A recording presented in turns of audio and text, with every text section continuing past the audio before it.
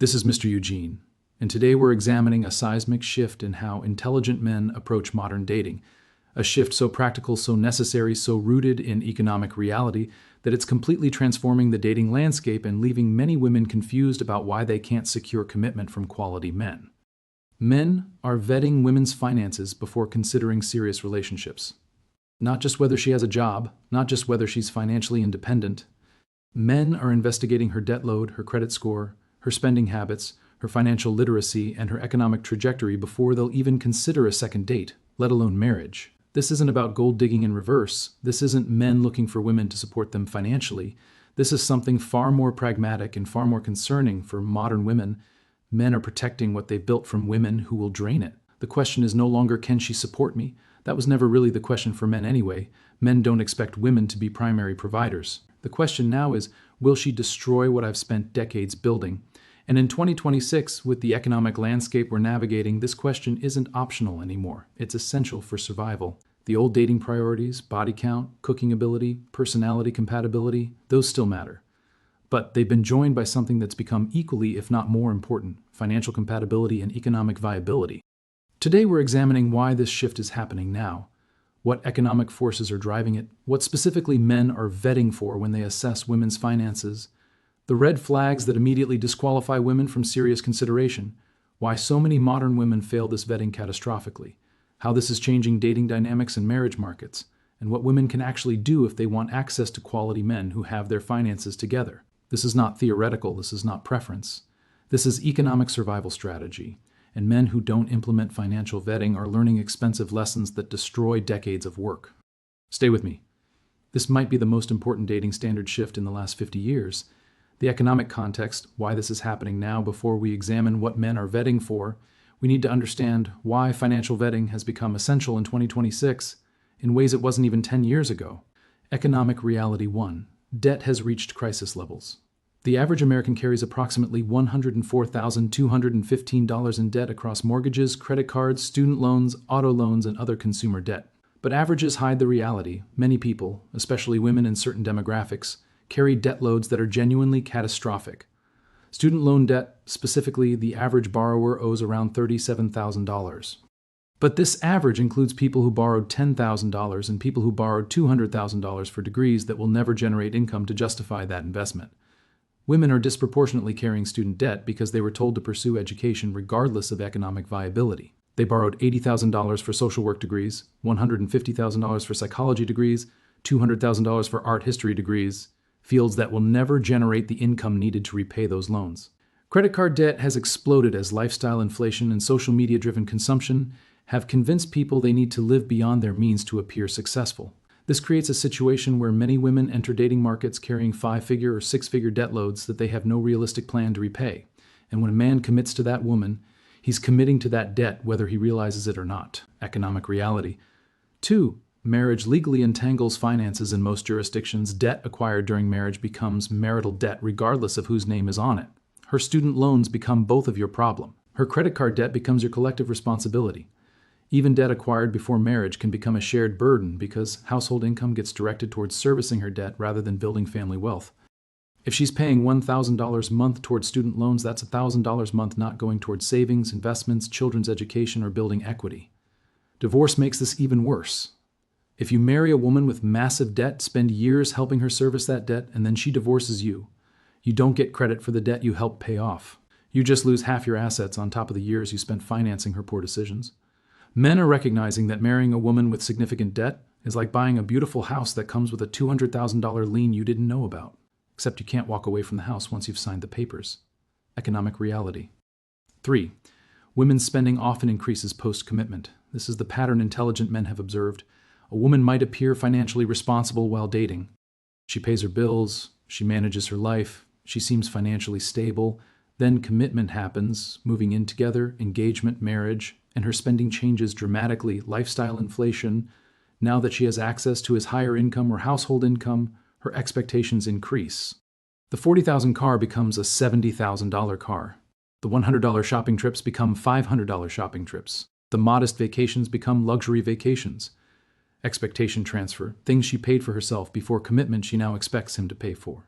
Her car payment, her student loans, her credit card bills. Suddenly his income is our money, but her debts remain her debt that he's now expected to help with. Financial irresponsibility reveals itself. The discipline she showed while single was performance to attract commitment. Once commitment is secured, the real spending patterns emerge: impulsive purchases, inability to save, lack of financial planning. Men have watched this pattern destroy their fathers, their brothers, their friends. Woman appears financially stable. Man commits. Woman's spending explodes. Man works harder to keep up. Debt accumulates. Man wakes up at 55 with nothing saved for retirement because every dollar went to financing a lifestyle his wife demanded. They're not making that mistake. Economic reality. 4. The 2026 economy doesn't forgive financial mistakes. We're not operating in an economy where financial mistakes can be easily recovered from. Housing costs have made wealth building nearly impossible for people carrying significant debt. If you're paying $2,000 a month in debt service, you can't save for a down payment, you can't build equity, you're perpetually renting. Inflation has destroyed purchasing power. The same income that felt comfortable 5 years ago barely covers basics now. There's no margin for absorbing someone else's financial irresponsibility. Job market instability means even good incomes aren't guaranteed long term. Men need partners who can weather economic downturns, not partners who will panic spend or demand maintained lifestyle regardless of circumstances. Retirement is approaching crisis for millions who haven't saved adequately. Men in their 30 seconds and 40 seconds are looking at the math and realizing they need to save aggressively now or face poverty in old age. They cannot afford partners who drain resources rather than building them. In this economic context, financial vetting isn't preference, it's survival. What men are vetting for, the specific financial criteria. Let's examine specifically what financially intelligent men are assessing when they evaluate women's economic viability. Criterion 1. Total debt load. Men want to know: how much does she owe, to whom, and why? Student loans? How much? For what degree? Is the degree generating income that justifies the debt? A woman with $40,000 in student loans for an engineering degree is different from a woman with $150,000 in student loans for a sociology degree. Credit card debt. Does she carry balances? How much?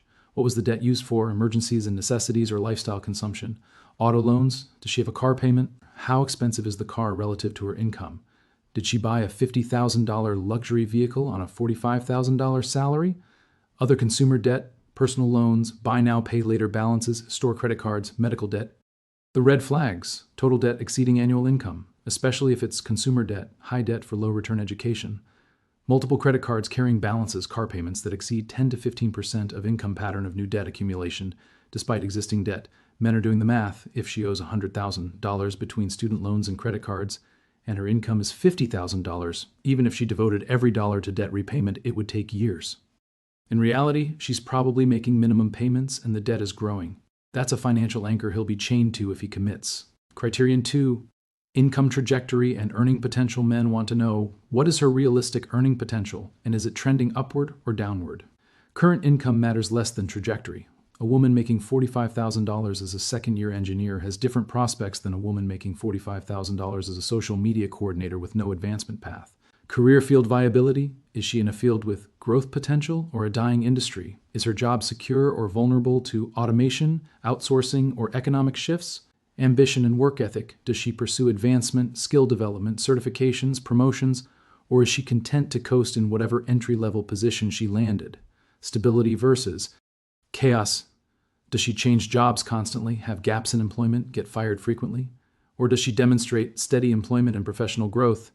The red flags: low income with no path to increase, unstable employment history, degrees in fields with poor job prospects, no ambition or career development, multiple career changes with no coherent trajectory, working well below her education level, with no plan to advance. Men are calculating: if her earning potential is capped at $50,000 and she has $80,000 in debt, the math doesn't work. She'll never get out of debt on her own, which means if he marries her, he's marrying her debt. Criterion 3. Spending habits and financial discipline. Men want to know: can she control spending, delay gratification, and live within her means? This is assessed through observation. How does she spend while dating? Does she order the most expensive items on the menu? Does she expect him to pay for everything? Does she make impulsive purchases? What does her lifestyle reveal? Does she live in an apartment she can afford or one that stretches her budget? Does she drive a practical car or one that communicates status she can't afford? What does she talk about buying? Is it investments and savings or luxury goods and experiences? Does she discuss financial goals or just things she wants to buy? How does she handle money practically? Does she have a budget? Does she track spending? Does she save anything or live paycheck to paycheck? Social media reveals, what does her Instagram show? Constant luxury purchases, expensive restaurants, designer goods she can't afford? Or modest lifestyle aligned with realistic income? The red flags, living paycheck to paycheck despite decent income, no emergency savings, expensive taste unaligned with income reality, impulsive purchasing decisions, inability to delay gratification. Everything financed, nothing bought outright, keeping up with wealthier friends through debt. Men are observing, if she can't control spending when she's trying to impress him during dating, what happens after commitment? When she's comfortable. Criterion 4, financial literacy and money mindset. Men want to know, does she understand money, investing, wealth building, or is she financially illiterate? This comes through in conversation. Does she understand basic concepts, interest rates, compound growth, asset allocation, tax efficiency? Or is money a complete mystery beyond spending it? Does she have financial goals, retirement savings targets, investment plans, wealth building strategies? Or does she just hope things work out? How does she view money? As a tool for building security and freedom, or as something to spend on experiences and things because you can't take it with you? Does she make financial decisions rationally, research purchases, compare options, calculate long-term costs, or buy impulsively based on emotion? Can she discuss finances maturely? Or does she get defensive, emotional, or shut down when money topics arise? The red flags, complete financial illiteracy despite college education, no retirement savings despite being employed for years, believes lottery tickets or get-rich-quick schemes are financial planning, views money purely as means for consumption, not building wealth, becomes emotional or defensive about financial discussions, has never read a book about money or investing, doesn't understand her own debt or interest rates men are assessing. If she doesn't understand money, she can't be trusted with. And if he marries someone who's financially illiterate, he'll spend his life financially parenting an adult. Criterion 5, financial expectations for partnership. Men want to know, what does she expect financially from a partner, and is it reasonable? This reveals itself through dating expectations. Does she expect to be paid for completely? Does she offer to split? Does she reciprocate by paying sometimes? Lifestyle expectations. Does she expect a man to maintain or upgrade her lifestyle? Does she view his income as our money before there's even a relationship? Provider expectations. Does she expect to be supported financially? Does she plan to stop working or reduce work after marriage, children? Future planning. Does she expect the man to handle all finances? Does she expect equal say in financial decisions without equal contribution? Communication about money. Can she discuss financial expectations directly, or does she hint, manipulate, or become entitled? The red flags. Expects to be fully financially supported despite being capable of working, views man's income as her income before commitment even happens. Expensive taste combined with expectation, man will fund it. No intention of contributing financially to partnership, feels entitled to his resources without reciprocal contribution, cannot discuss money directly. Only through manipulation men are determining if she expects to be supported while contributing minimally and spending maximally. That's not partnership, that's parasitism. The red flags. What immediately disqualifies women? Let me outline the specific financial red flags that make quality men immediately eliminate women from serious consideration. Disqualifying red flag 1, six-figure debt for worthless degree woman. Borrowed $120,000 for a degree in gender studies, art history, communications, or other field with no economic value. She's making $35,000 and will never pay off the debt. Why this disqualifies her? She made a catastrophically bad financial decision that will impact her entire life. If she couldn't evaluate the ROI on education, one of the biggest financial decisions people make, she can't be trusted with other financial decisions. More importantly, that debt doesn't go away. If he marries her, he's taking on 6 figures of debt for a degree that benefits neither of them. That's economic suicide. Disqualifying red flag 2, luxury lifestyle on poverty income woman makes $40,000 but drives a $60,000 car, lives in luxury apartment, wears designer clothes and vacations in Europe twice yearly, all financed by credit cards and loans. Why this disqualifies her? She values appearance over reality. She's willing to drown in debt to maintain an image. She has zero financial discipline and will bankruptcy any household she's part of. If she's living this way single, imagine what her spending becomes when she has access to a higher earning husband's income. Disqualifying red flag 3, no savings despite years of employment. Woman is 32 years old, has been employed since 22, and has $0 in savings. No emergency fund, no retirement account, no investments, nothing. Why this disqualifies her? 10 years of employment and she accumulated nothing. That demonstrates either catastrophically poor financial management or spending so excessive that she can't save despite a decade of income. Either way, she'll be financially dependent forever because she cannot build wealth even when she has resources. Disqualifying red flag 4, Consumer debt for depreciating assets. Woman has $30,000 in credit card debt from shopping, restaurants, vacations, concerts, experiences, nothing that retains value or builds wealth. Why this disqualifies her? She borrowed money, paying 20% plus interest, to buy things that are now worthless. That's not just financial illiteracy, that's financial self-destruction. She chose temporary pleasure over long-term stability. That mindset doesn't change after marriage. Disqualifying. Red flag 5, age 30 plus with no financial plan.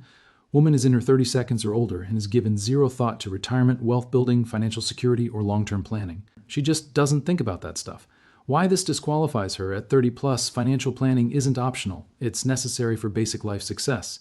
If she hasn't thought about it, she's either in denial about aging or genuinely believes a man will handle everything. Either way, she's not a partner. She's a dependent looking for a father figure. Disqualifying. Red flag 6, entitled Expectation of Male Provision. Woman expects man to pay for everything while contributing nothing financially, not temporarily during hardship, permanently as relationship structure. She views his income as our money, while her income is her money. Why this disqualifies her? This isn't partnership, it's extraction. She wants access to his resources without reciprocal contribution. That's not a wife, that's an expensive dependent. Disqualifying. Red flag 7, pattern of financial rescue. Woman has history of financial crises that men helped her through. Ex-boyfriend paid off her credit cards, dad bailed her out of student loans, previous partner covered her rent during tough times. Why this disqualifies her? She's trained to use financial crises to extract resources from men.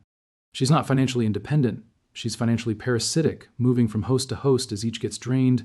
Why women fail financial vetting, the systemic problems. Now let's examine why so many modern women fail financial vetting catastrophically, because this isn't just individual bad decisions. There are systemic issues creating financially unviable women.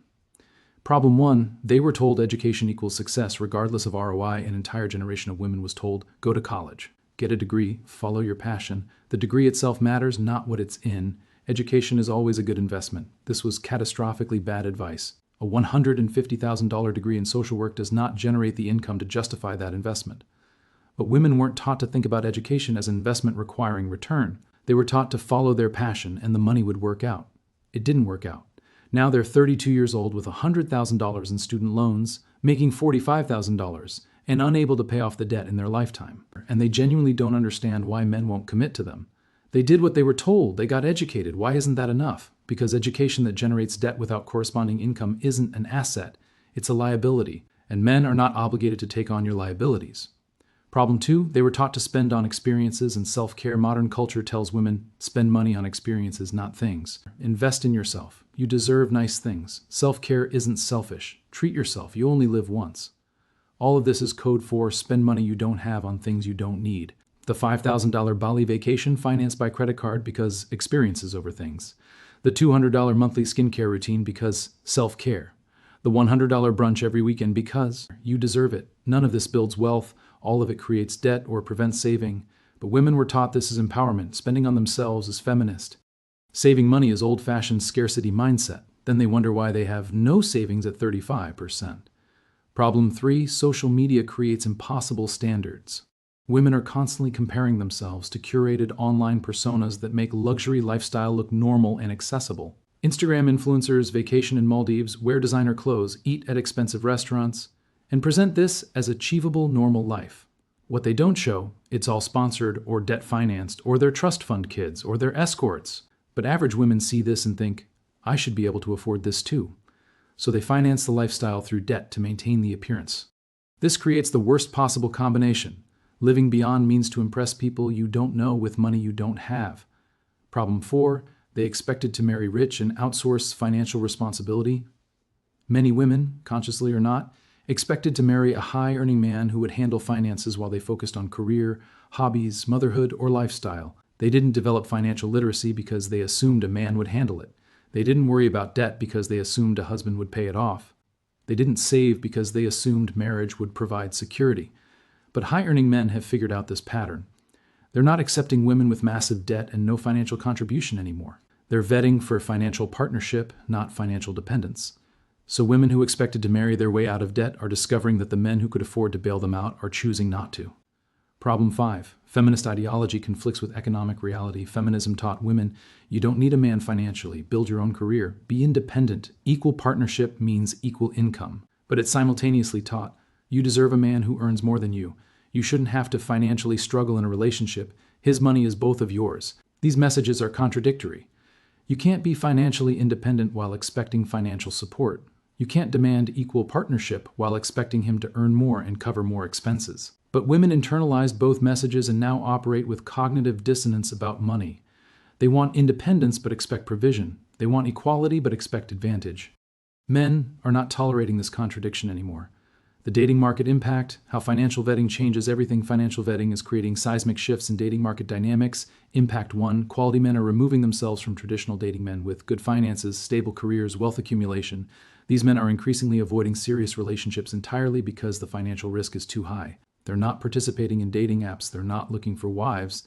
They're living single, building wealth, and avoiding women whose debt would destroy what they've built. This creates a paradox. The women who most need financially stable men, because they're financially unstable, are losing access to exactly those men because those men are protecting themselves from exactly those women. Impact 2, financial transparency is happening earlier. Men are asking financial questions before second dates. What do you do? What's your degree? Do you have student loans? How much? What's your career plan? This used to be considered rude or inappropriate. Now it's considered necessary. Women are offended. Why does he care about my finances? We're just dating. Because he's not wasting time on someone who's financially catastrophic. If she has $120,000 in student loans for a degree, making her $35,000, there's no point dating her seriously. Impact 3, women are being forced to compete on finances for decades. Women competed on beauty, femininity, personality. Finances were men's domain. Now women are also being evaluated on economic viability. The beautiful woman with $100,000 in debt loses to the moderately attractive woman with no debt and $50,000 saved. Women are discovering their education debt and poor financial decisions eliminate them from consideration regardless of other qualities. Impact 4. Class division is hardening. Financially stable women with no debt, savings, and financial literacy are securing commitment from quality men. Financially catastrophic women with massive debt, no savings, and poor financial decisions cannot secure commitment from quality men. This is creating permanent class division where financially viable women build wealth with financially viable men, while financially catastrophic women are locked out of that market entirely. What women can actually do, becoming financially viable. If you're a woman reading this and recognizing you'd fail financial vetting, here's what you can actually do. Action 1, face financial reality. Honestly stop lying to yourself about your financial situation. Calculate total debt, all sources. Calculate income and realistic trajectory. Calculate minimum debt payments. Calculate when debt will be paid off at current pace. Calculate retirement savings needed versus actual savings. Face the numbers, however uncomfortable. Action 2, develop aggressive debt elimination plan. If you have significant debt, cut lifestyle to essentials, eliminate all non-essential spending, pay every extra dollar toward debt work, additional hours, or side jobs to accelerate. Pay off, sell assets. If necessary to reduce debt, debt elimination needs to be your top priority if you want access to quality men. Action 3, build financial literacy. Learn about money, read books on personal finance, understand investing basics. Learn about retirement planning, develop budgeting skills, understand credit and interest. Financial literacy is not optional if you want to be a viable partner to a financially intelligent man. Action 4, demonstrate financial discipline in dating. Offer to split checks, live within obvious means, don't expect to be fully financially supported. Talk about financial goals intelligently, show you have savings and budget men are observing. Show that you're financially responsible. Action 5, adjust expectations to reality. If you have $100,000 in debt and make $40,000, you cannot expect to be fully financially supported, maintain luxury lifestyle. Have men pay off your debt. Stop working after marriage. Adjust expectations to match what you bring financially. Final thoughts. The new financial reality. Here's what needs to be understood about financial vetting. This is not going away. Men have learned expensive lessons watching previous generations get destroyed financially by marrying women who drained their wealth. They're not making that mistake. This is not negotiable. Men who have their finances together will not commit to women who don't. Period. This is not unfair. Partnership means both parties contribute value. If you're bringing massive debt and poor financial habits, you're not bringing value, you're bringing liability. Women have 3 options. Option 1, get your finances in order, eliminate debt, build savings, develop financial literacy, become economically viable partner. Option 2, accept that you'll be eliminated from consideration by quality men and adjust your partner expectations accordingly. Option 3, continue as you are and wonder why commitment isn't available despite your other qualities. The market has spoken. Financial viability is now essential for accessing quality men, and no amount of complaining about unfairness will change economic reality. Drop a comment about your experience. Are you financially vetting? What are you looking for? Have you eliminated women based on finances? Subscribe because this channel will continue providing honest analysis of dating market shifts that everyone else is too afraid to discuss. Stay financially protected, stay selective, and never commit to someone whose economic decisions will destroy what you've built.